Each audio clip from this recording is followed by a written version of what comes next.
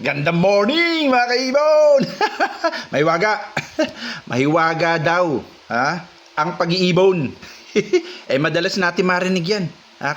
Kadalasan sa mga baguhan. Pero may sumusulpot-sulpot na mga veterano, maririnig mo pa rin. Naguhuntahan. Mahiwaga talagang pag-iibon, bro. Ayun. Bakit nga ba nababanggit na mahiwaga ang pag-iibon? Ha? Siguro bawat mga grupo-grupo mayat maya magkakalabitan. Meron na naman lumabas sa akin, bro. Kakaiba eh. Mahiwaga talaga pag-iibon. Bro. Mag-ano bigay tayong senaryo. Bro. Walang sinabi ang pagiging mahiwaga mo. Mas mahiwaga yung parisang ko. Bakit? Anong mahiwaga? Tinan mo tong ibong ko, tong parisang ko. Wala yan, bro. O di ba pinagtatawanan mo dahil wala pa akong budget nung panahon na yon. O di parisang ko normal green lang. Alam mo naman hindi naman kamahalan na ngayon yun. Iba kasi yung pure green sa normal green. Yung nakuha ko lang, parisan yun na normal green. O alam mo kung ano nilabas? Tigilan mo ako. Alam mo puro green halos yun. Sabi sa'yo, mas mahiwaga ang pag-iibon. Naglabas sa akin ng Lutino, naglabas ng blue, naglabas ng albino. Panalo siya. Mas mahiwaga ang pag-iibon niya. Akalain mo, normal green, naparisan. Di siyempre magmamalaki siya. Naglabas ng Lutino naglabas ng blue, naglabas ng albino. Sinong hindi? Teka. Coffee, blended stick, naman. At, siyempre naman, meron tayong palabok. Brought to you by top star senders natin. Sino pa ba yan? Joey Atienza. Of course, Joey Atienza sa Avery. At si Ian Bernardino. Marami pa rin star senders. Binanggit ko lang yung top star senders. Talaga namang medyo panalo. May pagka-generous talaga yung pagbibigay o pagsisend nila ng mga stars. Lately, nabanggit nga ni Ian Bernardino, ito yung tungkol sa yellow face sa Rosicolis. Ang ganda nung sinabi niya. Nagbanggit siya ng parang nagtitiuray siya actually, no? Siguro hindi na natin mababanggit dito. Kasi dahil mahaba yung sinabi niya. Ang sinasabi ko lang, he is in the right direction. Si Ian Bernardino, nakakatawa. Talagang he's in the right direction, mga kaibon. Alam mo nyo bakit? Yung mga dati kong naibigay na kaalaman, sineryoso niya. Actually, hindi lang yung mga binigay kong kaalaman. Napansin ko lang to. Ang ginagawa niya, nagre-research din siya. Naalala ko dun sa Violet na nagbigay siya ng new info. Ito naman ngayon, ang ginawa niya, nagbibigay siya ng tawag dito. Teka, hinahanap ko lang tong niya para makita naman natin na maayos. Ayun! Ngayon, nagtitiuray siya tungkol dun sa yellow face na Rosicolis. Sabi niya, meron siyang pinakita mga shade ng orange, papunta sa peach, papunta sa yellow. So, makikitaan mo siya ng curiosity. Okay, kaya naman nakakatuwa. Ayun. Papakita ko naman sa inyo. Wait lang Ayun, no? Macy's Birdhaven, the Chirpy Squad. Di ba? Nakakatuwa naman, makikita-kita nyo. Ayan, lakasan natin ng konti. Tapos na ba? Ayun, isa pa.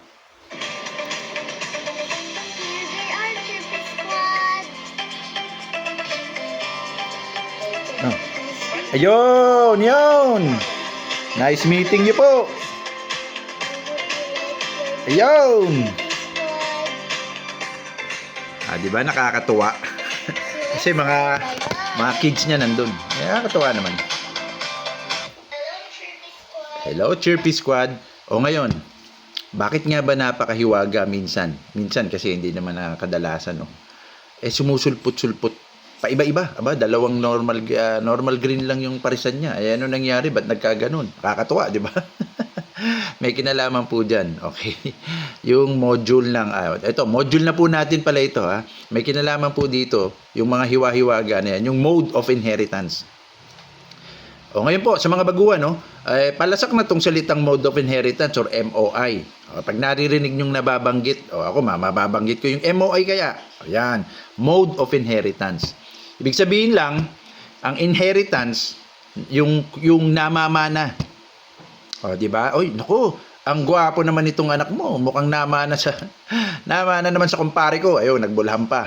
Ayun, ganun, namamana, di ba? So, kadalasan tatanungin natin, paano namamana o yung mode o proseso o sistema ng inheritance ng mga lumabas na color mutation. Okay na, nililinaw natin yun na paano namamana yung mga iba't ibang color mutation. O, di ba? Ay, ito nga, di ba, nakakapagtaka. Ang kadalasang inisip ng mga baguhan, meron kang blue, meron kang Lutino. Excuse me po. Pag binangga mo, ang iisipin nila, teka, magbe-blend yan eh. Parang maghahalo-halo yan eh. Ang ganda siguro ng kalalabasan. Parang, syempre, blue tsaka yellow. Diba? Ganun. Kadalasan ito yung mga baguhan. Sabihin na lang natin, 1, 2 buwan, 3 buwan. Ang tendency, akala nila nagme-merge o naghahalo yung kulay ng mga magulang. Kadalasan, hindi po ganun. May ganun pong klase pagdating sa mga allele na genes. Pero maliit lang na parte yon, hindi ganun karami.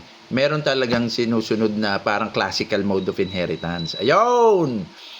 Mode of inheritance, kung paano namamana, inuumay ko kayo, kung paano namamana ang kulay ng mga ibon. Hindi po ganun kadali. Hindi po yung ihahalo mo lang yung kulay, iisipin mo na, magiging ganito kaya, magkakahalo-halo ang kulay. Hindi po ganun kasimple. Kaya, medyo pinatagal-tagal ko ng konti ito eh. Di ba lagi ko sinasabi sa inyo, steady lang kayo, malapit na tayo sa mode of inheritance. Pero ngayon, hindi na kaya. Kasi ang daming tanong na talagang masasagot ng mode of inheritance. Talagang kumbaga bumabaha na sa tanong. O ngayon, ano yung mga mode of inheritance na yan? Bago doon may nagpapa-shoutout. Sa Maya Avery, nagpapa-shoutout, Vino Sanchez. Yung iba naman may tanong na napakaganda naman. Si Abu Jas muna, sabi niya, tuwan-tuwa siya dahil yung mga kaalaman na nakukuha natin, naaaliw siya. At pinapaabot naman niya sa ibang mga katropa niya. Ayun naman. Alvin Cabwal, eto po. Eto madalas ko na itong banggitin. Kaya lang dahil kung may ganito pa pong tanong, ibig sabihin marami pong mga bagong followers na hindi talaga nabalikan yung mga nakaraang vlog natin. Kaya yun na lagi kong pakiusap, di ba? Balikan yung mga nakaraang vlog. Kung hindi naman, gusto nyo o komportable kayo sa YouTube, nandun na po lahat ng vlog natin sa YouTube. Ang channel pareho lang po, Lovebirds in Color Genetics sa YouTube. O yun, tuloy-tuloy na yun pag nag-YouTube kayo. Balik-balikan nyo. Lovebirds in Color Genetics, subscribe na po kayo sa YouTube. Anong sabi ni Alvin Cabwal? Tanong lang po, sir, paano po gumawa ng aqua sorsicolis? O yun, di ba? Ito, mga baguhan tanong to na talagang ako natatanong ko to nung baguhan din ako eh. So, normal po ito. Para sa mga baguhan, pag sinabi pong aqua, ibig sabihin nun single or base mutation. Ibig sabihin, usually, isang gene lang ang nagkokontrol ng paglabas ng kulay na yon. Hindi po siya kombinasyon ng mga single mutation. Kapag single mutation po at hindi kombinasyon, ay hindi po talaga nagagawa. Kasi po at random lumalabas yan eh. Yung mga single or base mutation. Wala pong kinalaman tayo doon. Microscopic po yan na nangyayari. Mabilis lang. Yung mga DNA, yung mga genes, kinokopya po yan paulit-ulit eh. Lalo na dun sa pagka ita-transfer na sa mga anak. Yung DNA. Pag nagkamali ng kopya, ayun, nagkakaroon ng mga mutation. Hindi lang color, pa iba-ibang mutation. Pero dahil color mutation tayo interesado, yun ang binabanggit natin. So pag nagkamali at random, wala tayong kinalaman, wala kang ginawa para mangyari yun. As in at random. Kaya hindi nagagawa. Kaya pag tinanong mo, paano magagawa ang aqua? Paano magagawa ang cinnamon, ang pallid, ang orange face? Paano magagawa ang pied, ang slaty, ang dilute, ang mga danfalo, pale fallow, ay lahat na. Yung mga base mutation na yan. Pale-headed. Hindi po. Wala tayong kinalaman. Ang pwede nating gawin, Alvin Cabwal, para po din to sa mga mga baguhan. Ang pwede nating gawin, mag-combine ka ng mga base mutation or single mutation. Aqua at saka orange face, sorsicolis, pag nag-combine, ano nangyayari sa mask? Eh, di ba, parehong orange face. Tapos yung aqua, orange face na malabnaw. So, isipin mo, pag kinumbine mo yun, eh, ang dapat mangyari, orange face pa rin. Eh, pero dumidilaw. Lahat po halos nung nagpadala ng mga pictures, ng mga Pinoy breeders, ganun resulta. Tama, sir. Sa Rosicolis, aqua at orange face, dumidilaw. O, haluan mo ng opaline, ang ganda, iikot yung pagkadilaw. O, ayun po yung sinasabi natin, hindi po nagagawa. Pero pwede ka mag-combine. Yun yung sasabihin mong gagawa ako ng color project. Magko-combine ako ng 3 single mutation or 3 base mutation. O pwede 4, pwede 5. Eh yung kay Alejandro Maldonado, yung pinakita natin, na pumula yung tsaka dun sa mga Pinoy breeders. Cinnamon, opaline, aqua, orange face. So 4 na kombinasyon yun. Yun ang pwede mong gawin kasi ikaw ang gagawa. Combine mo. Pero kung pa isa-isa, yung single mutation, ulitin po natin sa mga baguhan, hindi po nagagawa.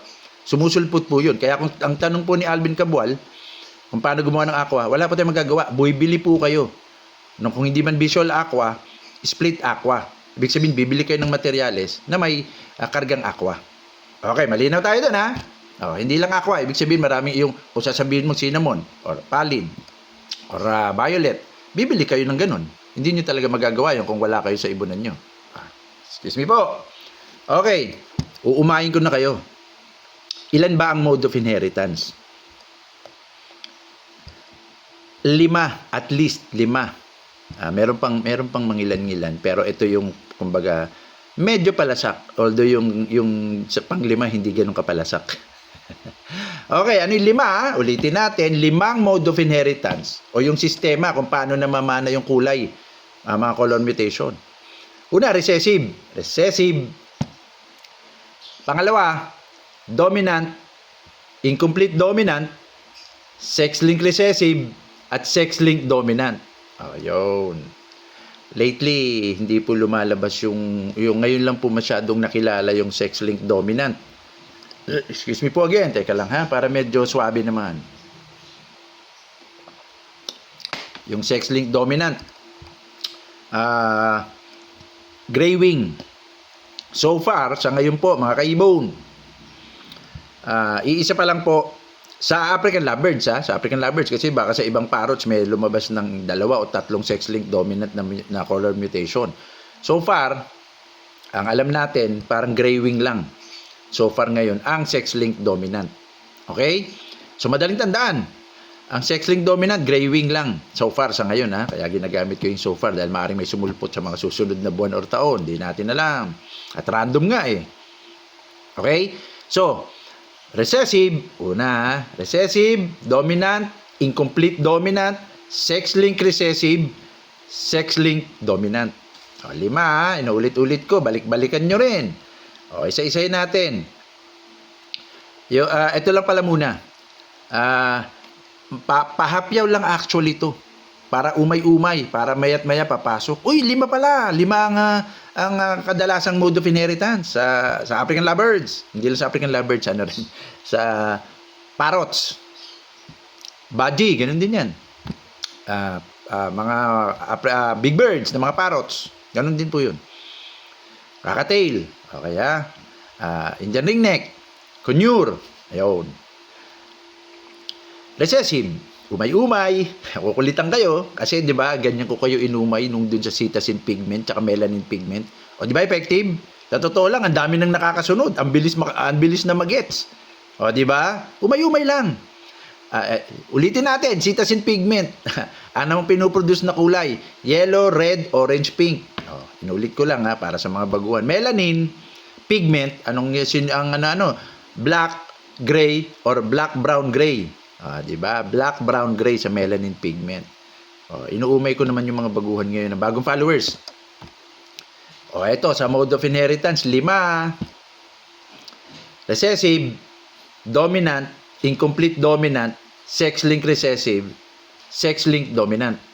Ayan na. Tatapusin natin to para pahapyaw lang dahil yung susunod na yun na, magsisimula tayo sa recessive. Pero, babanggitin ko na. Ano ba ang recessive? Madaling maintindihan ng recessive kapag alam nyo rin kung ano yung ibig sabihin ng dominant. Dominant! Dominante nga, kaya medyo nahihirapan makarinig. Hindi. Ang recessive, joke lang yan Ang recessive, paano ba to? Siguro, karamihan gets na kagad. Pero, in plain and simple terms, in Filipino or Tagalog, ang recessive, hindi kagad lumalabas. Kasi parang mahiyain. Ganun ang recessive, di ba?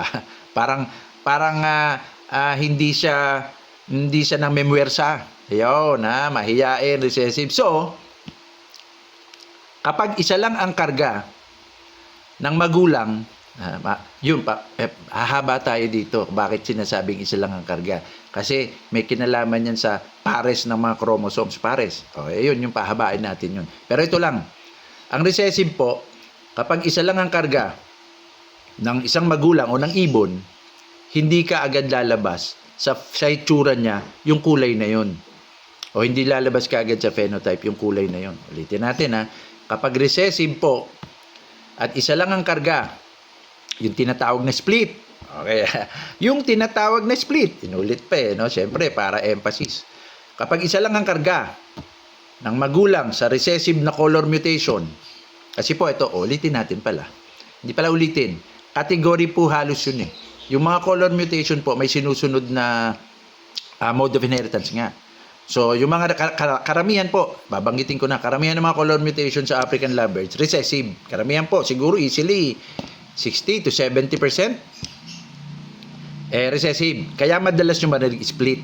Kasi nga, kapag isa lang ang karga, split, hindi agad-agad lalabas sa itsura o sa phenotype niya. Okay, so yun ang recessive. Pahabain pa natin to Pahapyaw nga lang to mas madali nga maintindihan ng dominant. Dominante di ba? Puwersado ka, pinipuwersa ka, napaka-dominante. Dominante. Ibig sabihin, yung mga color mutation na dominant, kahit isa lang ang karga sa ibon, lumalabas kagad sa itsura niya yung color mutation na yon. Ulitin natin Kapag dominante, ang kulit di ba? Nambubuli, kumbaga, joke, dominante, nambubuli, lumalabas kagad, pinipuwersa ka kagad. Kahit isa lang ang karga. Pag dominant yung color mutation na yon, lumalabas ka agad sa itsura o sa phenotype. Yung nakikita mo kagad sa ibon. So yun Doon muna natin tatapusin kasi yung mga susunod mas komplikado. Pero sisimulan natin yung first module sa recessive. So at least malinaw na. Kapag recessive, isa lang ang karga, split ang tawag doon. So hindi ka agad lalabas, mahiyain recessive. Actually, yung mahiyain, hindi naman recessive sa English yun. Wala lang agad ako maisip. Pero pag dominant, memwersa, nambubuli. Kahit isa lang ang karga, lumalabas ka agad. Okay? So, sa dalawang yon gets nyo na kagad. Pero sisimulan natin sa recessive. Umayin ko kayo. Re-reviewin natin to. Dahan-dahan. 1, 2 linggo. Kaya 3 linggo. Huli nyo na tong mode of inheritance. At gaganyan kayo. Naman. Hasta la vista! Pong!